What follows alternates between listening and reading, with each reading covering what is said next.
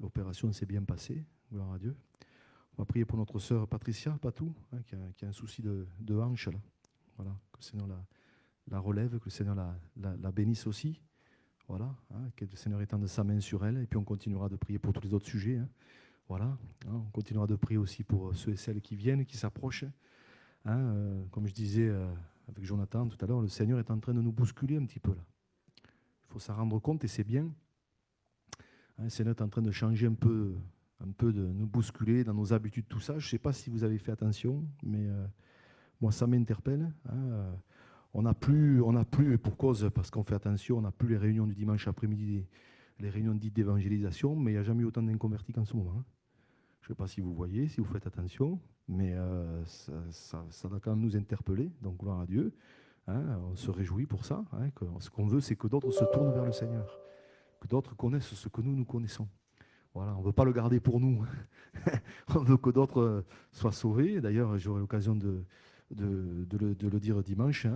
Pour le mois de novembre, on prévoit un ou des services de baptême. Donc, gloire à Dieu, on se réjouit. Moi, je me réjouis chaque fois qu'il y a des engagements pour le Seigneur. Donc, non, je pensais que j'allais entendre un Alléluia. Je ne sais pas, moi. Vous dormez déjà? Voilà, voilà. Donc, moi, je sais pas, même quand il y en a un, même pas 50, mais un, je dis Alléluia, Alléluia, c'est beau, c'est tellement beau. Moi, ça me touche chaque fois, un engagement, un baptême, ça me touche. Ouais. Voilà, de voir un homme, une femme qui confesse le nom de Jésus, waouh, qui s'engage avec le Seigneur. Alors, gloire à Dieu pour ça. Moi, ça me réjouit. Voilà, devant le Seigneur, je dis Seigneur, merci. Voilà, donc gloire à Dieu. À lui revient toute la gloire.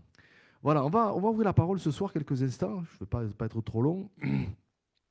Je voudrais m'arrêter avec vous sur un texte des versets que nous connaissons, qui me travaillent depuis quelques jours. Alors, je suis un peu comme Marc, moi. Il y a des fois, il y a des sujets, il y a des textes, il y a un sujet ça me travaille pendant des jours, des fois des semaines. Enfin, je ne sais pas comment vous fonctionnez, vous, mais je sais que quand c'est comme ça, je sais que le Seigneur veut me parler. Et je sais que le Seigneur veut me montrer quelque chose. Et là, il y a ce texte qu'on va lire ce soir, on le connaît, on le connaît même presque par cœur. Mais ça me travaillait, j'ai réfléchi encore dessus, je voudrais partager rapidement quelques pensées avec vous. Regardez avec moi. D'ailleurs, Marc l'a brièvement évoqué mardi soir. Quand il a parlé de la repentance, il a parlé notamment de ce texte, Jean 15, les 8 premiers versets.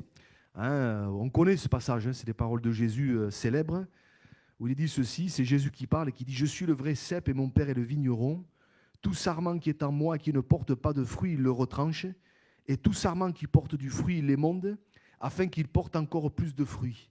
Déjà, vous êtes purs à cause de la parole que je vous ai annoncée. Demeurez en moi et je demeurerai en vous. Comme le sarment ne peut de lui-même porter du fruit s'il ne demeure attaché au cep, ainsi vous ne le pouvez non plus, si vous ne demeurez en moi. Je suis le cep, vous êtes les sarments. Celui qui demeure en moi et en qui je demeure porte beaucoup de fruits, car sans moi vous ne pouvez rien faire. Si quelqu'un ne demeure pas en moi, il est jeté dehors comme le sarment et il sèche. Puis on ramasse les sarments, on les jette au feu et ils brûlent. Si vous demeurez en moi et que mes paroles demeurent en vous, demandez ce que vous voudrez et cela vous sera accordé. Si vous portez beaucoup de fruits, c'est ainsi que mon Père sera glorifié et que vous serez mes disciples. Amen. Voilà. Alors bien sûr, on connaît ce texte, on a entendu des tas de messages dessus, mais je crois que c'est important de réaliser que si Jésus prend cette image du cep et des sarments, c'est tout sauf un hasard. Si vous lisez les évangiles, et vous l'avez certainement fait, et même lu et relu, vous vous êtes aperçu que Jésus a souvent pris tout un tas d'images, et des images simples de la vie, pour faire comprendre des choses tellement importantes. Alors Jésus a parlé d'un semeur, Jésus a parlé d'une vigne, voyez, Jésus a parlé de graines de sénévé. Voyez, toutes ces images qui sont simples, mais qui font comprendre des choses importantes. Et ici, Jésus prend une autre image, et vraiment, ça m'a interpellé, ça m'a fait réfléchir, l'image du sarment. L'image du sarment. Alors moi, je ne suis pas un vigneron.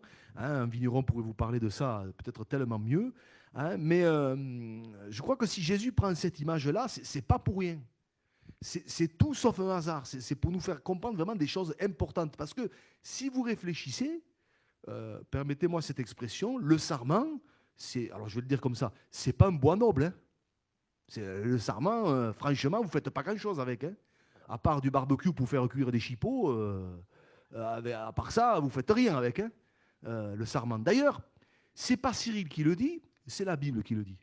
Regardez ce qu'il est dit dans le prophète Ézéchiel, on va l'afficher. Ce n'est pas un texte qu'on lit souvent, mais regardez, c'est assez explicite. Ézéchiel 15, chapitre 15, versets 2 à 5, il est dit « Fils de l'homme, le bois de la vigne, donc le sarment, qu'a-t-il de plus que tout autre bois? Le sarment qui est parmi les arbres de la forêt? Prend-on de ce bois pour fabriquer un ouvrage? Et tire-t-on une cheville pour y suspendre un objet quelconque? Voici, on le met au feu pour le consumer. Le feu en consume les deux bouts et le milieu brûle. Sera-t-il bon à quelque chose? Voici, lorsqu'il était tout entier, on n'en faisait aucun ouvrage, rien.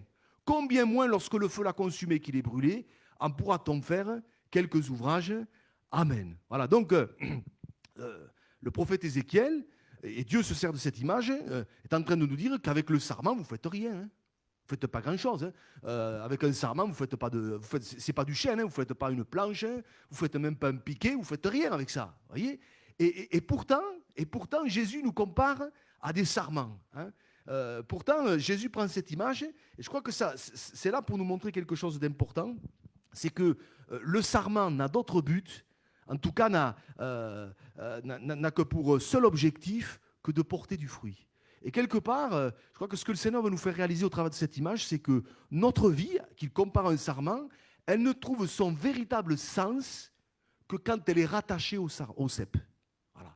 Notre vie, elle n'a de sens que si elle est rattachée au cep, que si elle est rattachée au Seigneur. Je crois que ça, c'est important de le réaliser. Sinon, elle ne sert à rien. Le sarment, il ne sert à rien. S'il n'est pas rattaché au cep, il ne pourra pas porter de fruits et donc il ne servira à rien.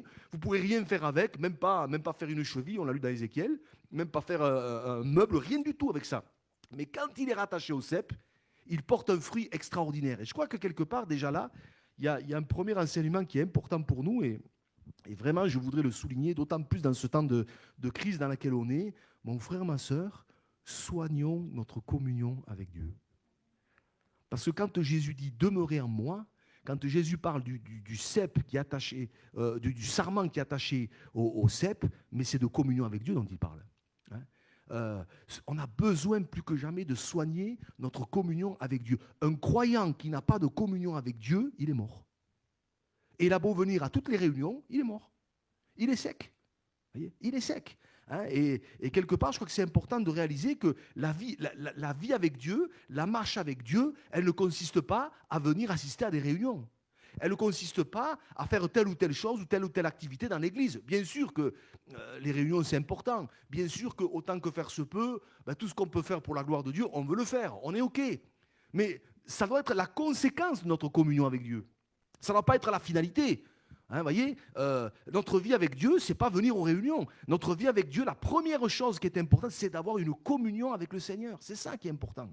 Et c'est vraiment la première leçon qui ressort de ce texte. D'ailleurs, je ne sais pas si on réalise, mais notre premier appel, des fois il y a des gens qui me disent, c'est quoi mon appel? Mais notre premier appel, c'est d'avoir une communion personnelle avec le Seigneur. Ce n'est pas moi qui le dis, c'est l'apôtre Paul. Regardez, 1 Corinthiens, chapitre 1er, verset 9. Il dit ceci, « Dieu est fidèle, lui qui vous a appelés à la communion de son Fils, Jésus-Christ notre Seigneur. Il nous a appelés à la communion de son Fils. » Voyez, il nous a appelés à être ce sarment attaché au cep. Il y a cette communion, il y a la sève qui passe, voyez, il y a la vie qui passe. Voyez, il y a cette relation. Voyez. Et je crois que c'est important et c'est vraiment le premier point que je voudrais souligner. Soignons notre communion avec Dieu. Parce que si on soigne cet aspect-là, le reste suivra. Je crois que ça, c'est important de le réaliser. Le reste suivra. Même si c'est difficile, même s'il y a des aléas contraires, même s'il y a des vents contraires. Quand on a une communion avec Dieu, mais le Seigneur nous renouvelle et nous donne les forces pour continuer. Mais la deuxième chose qui m'interpelle, et c'est vraiment ça qui m'a travaillé dans ce texte, et des fois je me réveille même la nuit avec ce passage. Vous avez remarqué que Jésus parle du sarment qui est sec. Verset 6. Si quelqu'un ne demeure pas en moi, il est jeté dehors comme le sarment et il sèche. Puis on ramasse le sarment, on le jette au feu et il brûle. Vous voyez, le sarment qui est sec. Ça m'a interpellé, ça m'a fait réfléchir. Et ça nous montre une chose, c'est que finalement, et je l'ai déjà dit, on l'a déjà dit, tous les prédicateurs l'ont dit, c'est que ça montre que la vie avec Dieu, ce n'est pas une affaire de circonstances. C'est une affaire de communion. C'est une affaire de communion avec Dieu. Voyez, on peut être dans des situations pas possibles, c'est dur, il y a des combats, il y a des luttes. Mais si on a une communion avec Dieu, ça va. Pas facile, mais ça va. Voyez, et puis, tout peut aller bien, tout roule, le boulot, ça marche, tout ça, et puis on n'est pas bien. Parce qu'il n'y a pas de communion avec Dieu. Voyez, et là, je pense, et je reviens à ce que j'ai partagé ce week-end, Daniel et ses 3 amis, ils sont dans un contexte épouvantable. Ils sont à Babylone. Là, il n'y a plus de réunion. Alors, c'est le cas de le dire. Eux, ils étaient en confinement. Voyez, il n'y a plus de réunion, il n'y a pas de réunion de jeunesse, il n'y a pas de chorale, il n'y a pas de louange, il n'y a rien du tout, quoi. Mais vous avez, vous avez 4 garçons qui sont au top de leur forme spirituelle. Mais pourquoi? Parce qu'ils avaient une communion avec Dieu. Ils avaient une communion avec Dieu, et je n'ai pas donné le verset, mais vous vous rappelez ce verset, Daniel chapitre 6, verset 10, quand Daniel a su que le décret était instauré par le roi, hein, il est allé dans sa chambre, les fenêtres étaient ouvertes dans la direction de Jérusalem, et 3 fois le jour, il priait son Dieu comme il le faisait auparavant. Vous voyez, c'était des garçons qui avaient une communion avec Dieu malgré le contexte hyper défavorable. Voyez, et quand vous les voyez, vous n'aviez pas l'impression que quelque part leur situation était compliquée. Voyez, vous n'avez pas l'impression de ça. Mais pourquoi? Parce qu'ils avaient une communion avec Dieu. Je crois que ça c'est important de le réaliser. Ils étaient attachés au Seigneur. Je crois que beaucoup d'enfants de Dieu ont du mal à avancer parce qu'à ce niveau-là, il y a comment dire, il y a une carence. Il y a une carence. Allez, quand je dis ça, loin de moi la pensée de juger. Hein, parce qu'on a tous besoin de faire des progrès là-dessus, vous voyez. Mais si peut-être ce soir on se sent sec, ça peut arriver, ça m'est arrivé, et ça nous arrivera encore, mais je crois que c'est important de réaliser que ce qui va nous redonner de la vitalité, c'est d'être en communion avec le Seigneur. C'est d'être ce sarment attaché au cep, pour que la vie passe, vous voyez, pour que la sève passe. Vous voyez, vous savez, après, on peut faire des tas de choses, hein, quand on se sent sec, quand on se sent un peu dépérir, voyez, oui, on peut prendre des solutions que j'appellerais des solutions à court terme. On peut changer d'église, on peut changer de pasteur. On peut, je sais pas moi, on peut dire ouais, il faudrait faire aussi, il faudrait faire là, il faudrait. Oui, c'est vrai, c'est vrai. On pourrait faire des choses. Pourquoi pas, d'ailleurs. Pourquoi pas. Mais je crois que c'est un faux problème, ça. C'est un faux problème. Parce que si quelque part on n'entretient pas sa relation avec Dieu, sa communion avec Dieu, on peut changer de pasteur, on peut faire ceci, on peut faire cela, il manquera toujours quelque chose. Il manquera toujours quelque chose. Et là, je pense à... J'ai relu ce psaume cette semaine, le psaume 73, Asaph. Asaph, il est au ras des pâquerettes. Hein. Quand vous lisez le psaume 73, Asaph, il dit même... Pourtant, Asaph, c'est pas n'importe qui, c'est un chantre. Donc c'est un gars qui a l'habitude d'entraîner les gens dans la louange. C'est un gars qui sait ce que c'est que la louange. Donc il a l'habitude de louer Dieu. Hein, quand il vous dirigeait la louange, Asaph, ça fonctionnait. Hein. Ça y allait, parce qu'il avait reçu ça. Et pourtant, il dit toutefois, mais pas été sur le point de glisser. Ça n'allait plus du tout. Et lui, vous connaissez son problème. Il avait l'impression que ceux qui ne marchaient pas avec Dieu, tout allait bien pour eux, et que lui qui essayait de plaire à Dieu, pour lui, c'était compliqué. Et à un moment donné, c'était tellement devenu compliqué qu'il est sur le point de tout abandonner, de tout lâcher. Et vous vous rappelez quand est-ce que ça allait mieux? Quand la Bible nous dit, vous lirez, hein, le psaume 73, jusqu'à ce que j'eusse pénétré dans les sanctuaires de Dieu. Ça veut dire que peut-être il y venait moins. Jusqu'à ce que j'eusse pénétré dans les sanctuaires de Dieu, et là Dieu lui a parlé. Et là, dans ce moment, et moi ça m'interpelle, parce que quand il dit jusqu'à ce que j'eusse pénétré dans les sanctuaires de Dieu, j'ai réfléchi à ça, je me suis dit, mais Asaph, c'est un chantre, je l'ai dit. Mais alors je vais le dire avec des mots d'aujourd'hui, hein, il devait y venir aux réunions. Il devait faire chanter comme d'habitude. Sauf que dans son cœur, il n'y était pas. Comme quoi, on peut venir, on peut être là, et puis bon, mais ce qu'il a eu besoin à un moment donné, c'est de retrouver cette communion avec Dieu jusqu'à ce que j'eusse pénétré dans les sanctuaires de Dieu. Là, on ne sait pas trop comment ça s'est passé, et là, Dieu lui a parlé. Et quand vous lisez la fin du psaume 73, waouh, c'est là qu'il va dire, pour moi, m'approcher de Dieu, c'est mon bien, etc. Enfin, des paroles extraordinaires qui vont ressortir. C'est le même homme qui parle. Le même homme qui disait, mes pas étaient sur le point de glisser, c'est lui qui, à la fin, dit, pour moi, m'approcher de Dieu, c'est mon bien. Vous voyez? Pour moi, j'allais dire, être attaché au cep, au Seigneur, c'est mon bien. C'est ça, pour moi, m'approcher de Dieu, c'est mon bien. Vous voyez? Et je crois que c'est important de souligner ou de ressouligner ces choses et de revenir à la base. Euh, Moi, j'ai béni Dieu pour ce que j'ai entendu mardi soir sur la repentance. Franchement, franchement. Moi, ça, c'est moi qui le dis, c'est mon avis. Plus que jamais, on a besoin de revenir aux fondamentaux. On a besoin de revenir aux fondamentaux. Dans le sens que, souvent, dans le monde du sport, en particulier au rugby, souvent j'ai entendu cette expression, une équipe n'est pas bien, il y a un nouvel entraîneur qui arrive, et puis tout d'un coup ça marche, et il dit, mais qu'est-ce que vous avez fait? Et il dit, ben, on est revenu aux fondamentaux. Et je crois qu'au niveau des choses de Dieu, c'est pareil. On n'a plus que jamais besoin de revenir aux fondamentaux. La repentance. Parce qu'on peut faire ce qu'on veut, hein.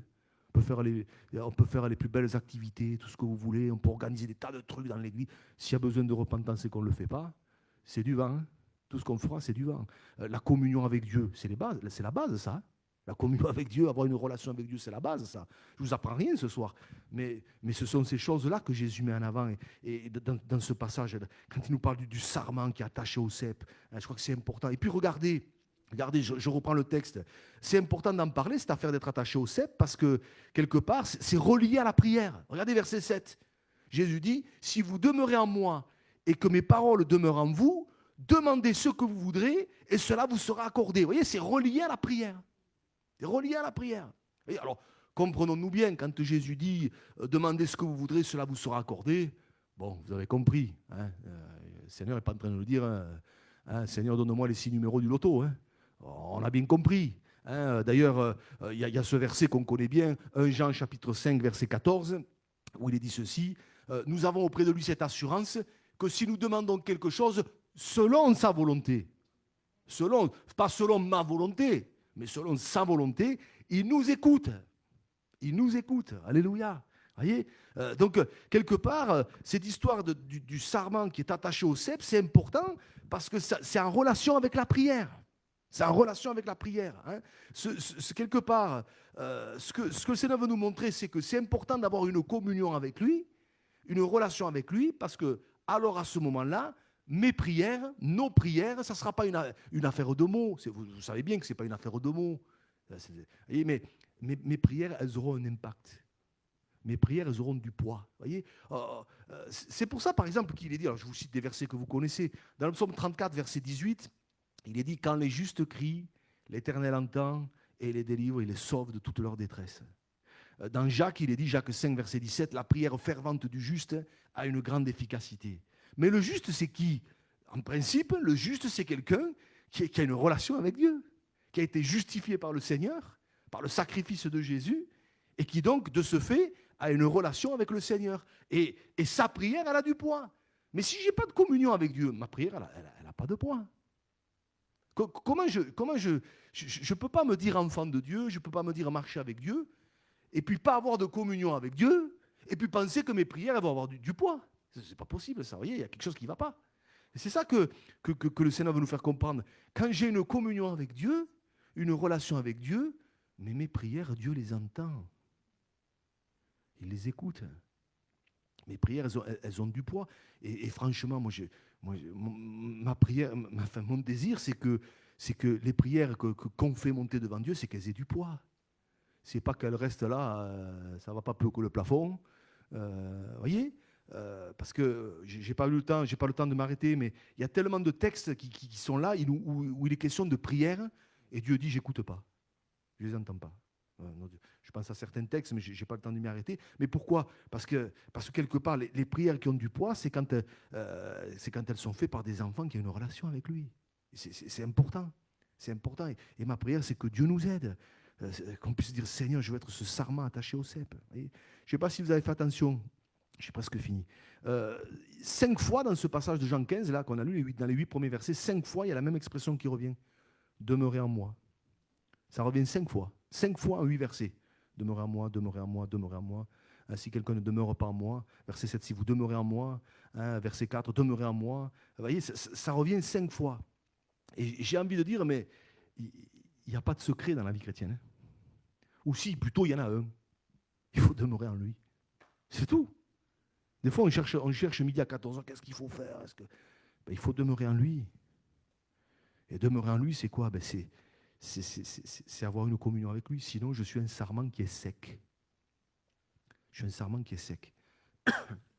Et ma prière, déjà pour moi, je dis, Seigneur, je ne veux pas être un sarment sec. Parce que le sarment sec, il ne sert à rien. Il va être jeté au feu. Voilà. Alors bon, je ne sais pas si c'est vrai, on m'a dit que les barbecues faits au sarment de vigne, c'est bon. Ouais, bon, d'accord, mais enfin bon, moi ça ne me console pas. Hein. Moi je veux être un sarment attaché au cep. Hein. Je préfère être attaché au cep. Hein. Vous voyez, et quelque part, je me dis, mais c'est ce que le Seigneur attend de nous. Et je pense, et Marc nous a fait toute cette étude sur les 7 églises d'Asie. Là, la dernière, c'est la Odyssée, qui est un peu l'image des derniers temps. Je me tiens à la porte et je frappe. Si quelqu'un entend ma voix et ouvre la porte, j'entrerai chez lui, je souperai avec lui et lui avec moi. Vous voyez, il y a cette notion de demeurer ensemble, d'être là avec lui, de communion avec lui. Et ce que le Seigneur veut nous montrer, c'est qu'un des problèmes de l'Église des derniers temps, ça sera ce manque de communion. Et que Dieu nous aide. On n'est pas là pour lancer la pierre à quiconque, hein, parce qu'on n'est pas plus forts les uns que les autres. Mais que Dieu nous aide. D'autant plus, je termine, ça sera le dernier verset. Jésus prend l'image du sarment qui ne sert à rien s'il n'est pas rattaché au cep. Ben, Jésus, avec une autre image, nous dit exactement la même chose, avec l'image du sel. Regardez, on finit par là. Matthieu 5, verset 13. Vous êtes le sel de la terre. Alors là aussi, on pourrait dire des tas de choses. On est le sel de la terre. On pourrait dire, Seigneur, le sel, c'est pas la star de la table. Hein. C'est pas la star de la table. Mais heureusement qu'il est là. Parce que, bon, il y en a qui doivent manger sans sel. Bon, ok.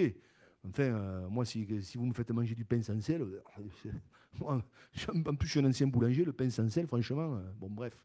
Hein. Mais Jésus dit, vous êtes le sel de la terre. Mais regardez, il continue en disant, mais si le sel perd sa saveur, avec quoi la lui rendra-t-on? Il ne sert plus qu'à être jeté dehors. Vous voyez, c'est la même image que le sarment. Hein.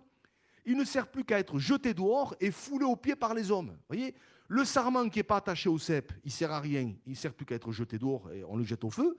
Mais le sel, qui ne sale plus finalement, ça vous est déjà arrivé, des fois vous avez le sel dans la salière là, et puis il a pris l'humidité, et puis vous avez beau faire, il ne sert à rien, il faut le jeter, quoi. Mais c'est ça que Jésus dit. Si le sel perd sa saveur, il ne sert plus à rien.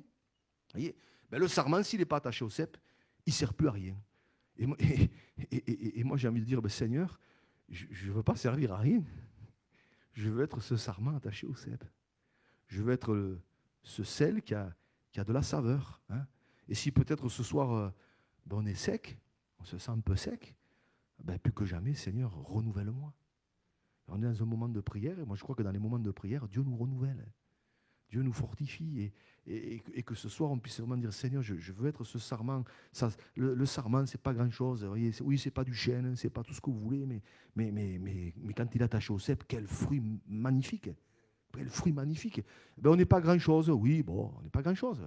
Mais moi, ça me va très bien, hein, du moment qu'aux yeux du Seigneur, on est bien. Après, le reste, hein, mais voilà, Seigneur, je veux pas être ce sel qui a perdu sa saveur. Je veux pas être ce sarment qui n'est pas attaché au cep. Mais Seigneur, je veux avoir cette relation avec toi plus que jamais. Hein, je pensais en parlant de fraîcheur, d'enthousiasme, de vigueur, je pensais à Caleb. Hein, vous connaissez l'histoire. Hein.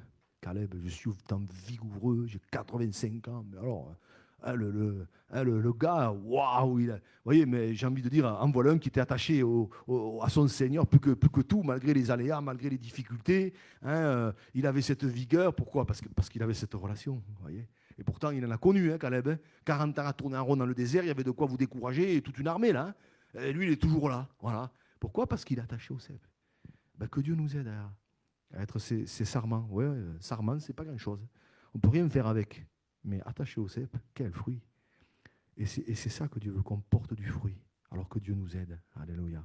On prie le Seigneur qui nous aide. Hein, et ce que je viens de partager avec vous, je me le dis à moi d'abord. Hein. On a besoin vraiment d'être plus que jamais attaché au cep. Le diable, il fait tout pour nous détacher. Il fait tout pour, nous, pour qu'on soit sec. Alors, que Dieu nous aide encore ce soir. Seigneur, merci encore pour ces quelques rappels au travers de ta parole, Seigneur. Je réalise, Seigneur, que Seigneur, c'est tellement vaste, Seigneur. Viens nous renouveler. Seigneur, bien souvent, Seigneur, nous avons été comme Asaph, Seigneur, sec. Et Seigneur, et pourtant dans ta grâce, tu n'as pas coupé, Seigneur, mais Seigneur, tu as été patient envers nous. Alors Seigneur, encore ce soir, je veux te dire merci pour ta fidélité. Seigneur, merci pour ta grâce. Seigneur, nous voulons et je veux porter du fruit, Seigneur.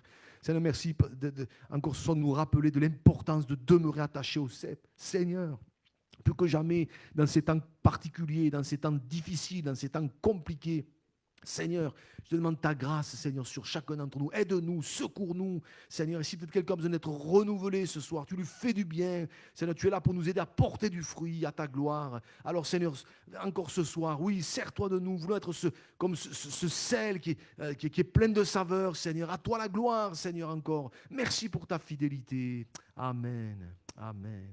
Amen. Amen. Amen.